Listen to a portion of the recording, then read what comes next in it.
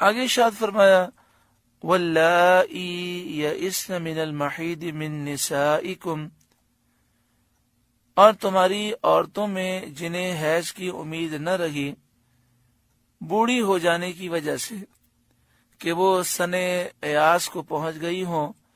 سن ایاس ایک قول میں 55 سال ہے اور ایک قول کے مطابق 60 سال کی عمر ہے۔ صحیح یہ ہے کہ جس عمر میں بھی حیض منقطع ہو جائے وہی سن ایاس ہے۔ ان ارتبتم، اگر تمہیں شک ہو اس میں کہ ان کا حکم کیا ہے۔ شان نزول صحابہ نے رسول کریم صلی اللہ علیہ وآلہ وسلم سے عرض کیا کہ حیض والی عورتوں کی عدت تو ہمیں معلوم ہو گئی، جو حیض والی نہ ہو ان کی عدت کیا ہے؟ اس پر یہ آیت نازل ہوئی فعدتہن 3 اشہر، تو ان کی عدت 3 مہینے ہے۔ واللائی لم یحدن، اور ان کی جنہیں ابھی حیض نہ آیا، یعنی وہ عورت جو ابھی صغیرہ ہے، نابالغ بچی ہے، یا عمر تو بلوغ کی آ گئی مگر ابھی حیض نہ شروع ہوا ہو، ان کی عدت بھی 3 ماہ ہے۔ وَأُولَاتُ الْأَحْمَالِ أَجَلُهُنَّ أَن يَضَعْنَ حَمْلَهُنَّ، اور حمل والیوں کی میعاد یہ ہے کہ وہ اپنا حمل جن لیں۔ حاملہ عورتوں کی عدت وضع حمل ہے، خواہ وہ عدت طلاق کی ہو یا وفات کی۔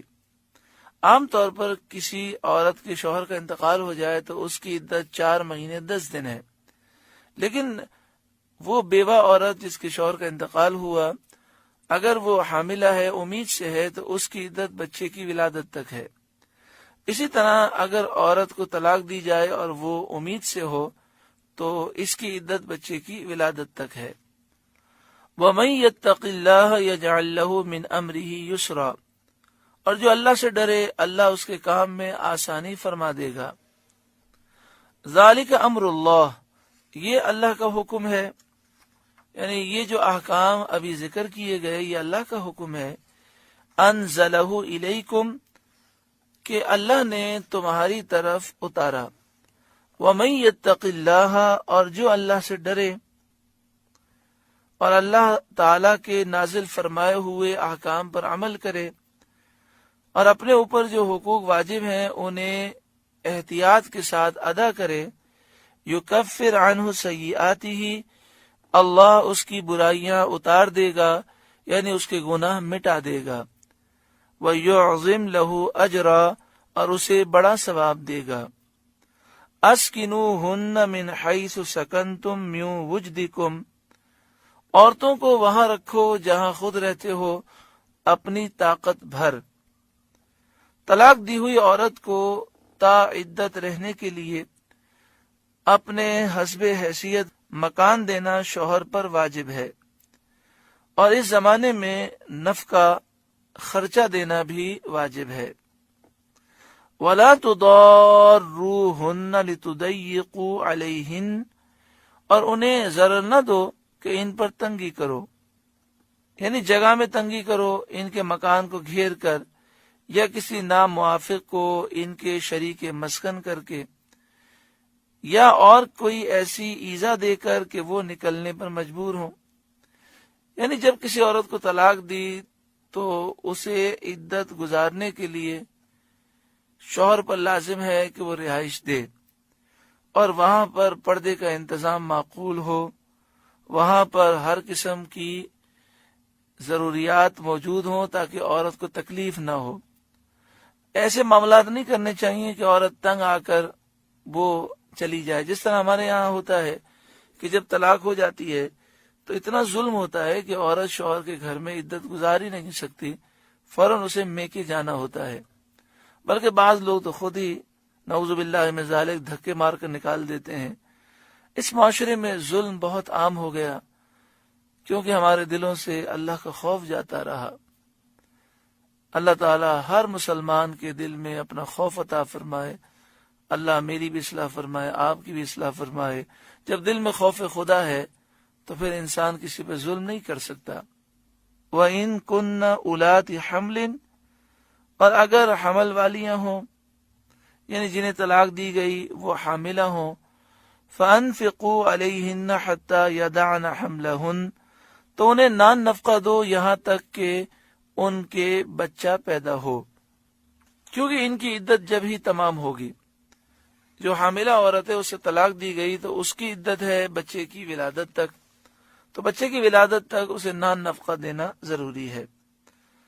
نفقہ جیسا حاملہ کو دینا واجب ہے، ایسا ہی غیر حاملہ کو بھی، خواہ اس کو طلاق رجی دی ہو یا بائن۔ یعنی خلاصہ یہ کہ جس عورت کو طلاق دی اس کی عدت کے دوران اس کو نان نفقہ دینا، خرچہ دینا، یہ واجب ہے۔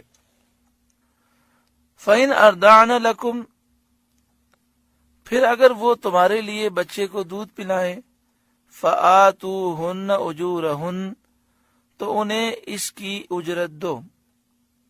بچے کو دودھ پلانا ماں پر واجب نہیں، باپ کے ذمہ ہے کہ اجرت دے کر دودھ پلوائے، لیکن اگر بچہ ماں کے سوا کسی اور عورت کا دودھ نہ پیے یا باپ فقیر ہو، غریب ہو، تو اس حالت میں ماں پر دودھ پلانا واجب ہو جاتا ہے۔ بچے کی ماں جب تک اس کے باپ کے نکاح میں ہو یا طلاق رجعی کی عدت میں، ایسی حالت میں اس کو دودھ پلانے کی اجرت لینا جائز نہیں، بعد عدت جائز ہے۔ یعنی جب تک عورت نکاح میں ہے یا عدت میں ہے، وہ اپنے بچے کو دودھ پلا رہی ہے تو بچے کے باپ سے اس کی اجرت نہیں لے سکتی۔ جب نکاح سے باہر ہو گئی، عدت سے باہر ہو گئی، اب وہ اس بچے کو دودھ پلا رہی ہے تو اس پر اجرت لی جا سکتی ہے۔ کسی عورت کو معین اجرت پر دودھ پلانے پر مقرر کرنا جائز ہے۔ غیر عورت کی بنسبت اجرت پر دودھ پلانے کی ماں زیادہ مستحق ہے۔ اگر ماں زیادہ اجرت طلب کرے تو پھر غیر زیادہ اولا۔ دودھ پلانے والی عورت پر بچے کو نہلانا، اس کے کپڑے دھونا، اس کے تیل لگانا، اس کی خوراک کا انتظام رکھنا لازم ہے، لیکن ان سب چیزوں کی قیمت اس کے والد پر ہے۔ اگر دودھ پلانے والی عورت نے بچے کو بجائے اپنے بکری کا دودھ پلایا یا کھانے پر رکھا تو وہ اجرت کی مستحق نہیں۔ یہ چند مسائل اس لیے بیان کیے گئے تاکہ ہماری معلومات میں اضافہ ہو اور ہمیں مسائل سیکھنے کا شوق پیدا ہو۔ اسلام ایک مکمل دین ہے جس نے ہر معاملے میں ہماری رہنمائی کی اور تمام مسائل کی تفصیل بیان فرمائی۔ وَأْتَمِرُوا بَيْنَكُمْ بِمَعْرُوفٍ، اور آپس میں معقول طور پر مشورہ کرو، نہ مرد عورت کے حق میں کوتاہی کرے، نہ عورت معاملے میں سختی کرے۔ وَإِن تَعَاسَرْتُمْ، پھر اگر باہم تم تنگی کرو، فَسَتُرْضِعُ لَهُ أُخْرَى، تو قریب ہے کہ اسے اور دودھ پلانے والی مل جائے گی۔ لِيُنْفِقْ ذُو سَعَةٍ مِّن سَعَتِهِ، مقدور والا اپنے مقدور کے قابل نفقہ دے، یعنی جس کی جتنی طاقت ہے اس اعتبار سے وہ نفقہ دے۔ یہاں پر یہ مسئلہ یاد رکھیں کہ ماں غیر عورت کی برابر اجرت پر راضی نہ ہو اور باپ زیادہ دینا نہ چاہے تو پھر ماں سے دودھ پلانا ضروری نہیں، کسی اور عورت سے دودھ پلایا جا سکتا ہے۔ دوسرا مسئلہ یاد رکھیں کہ مطلقہ عورتوں کو اور دودھ پلانے والی عورتوں کو جو نفقہ دینا ہے وہ شوہر کی طاقت کے مطابق ہے۔ وَمَنْ قُدِرَ عَلَيْهِ رِزْقُهُ، اور جس پر اس کا رزق تنگ کیا گیا، فَلْيُنْفِقْ مِمَّا آتَاهُ اللَّهُ، وہ اس میں سے نفقہ دے جو اسے اللہ نے دیا۔ لا يكلف اللہ نفسا الا ما آتاها، اللہ کسی جان پر بوجھ نہیں رکھتا مگر اسی قابل جتنا اسے دیا ہے۔ سيجعل اللہ بعد عسر یسرا، قریب ہے کہ اللہ دشواری کے بعد آسانی فرما دے گا، یعنی تنگی معاش کے بعد، تنگ دستی کے بعد اللہ تعالی فراغ دستی عطا فرمائے گا۔ سورۃ طلاق کا پہلا رکوع مکمل ہوا۔ اللہ تعالیٰ اس رکوع کے نور سے ہمارے قلوب کو روشن منور فرمائے۔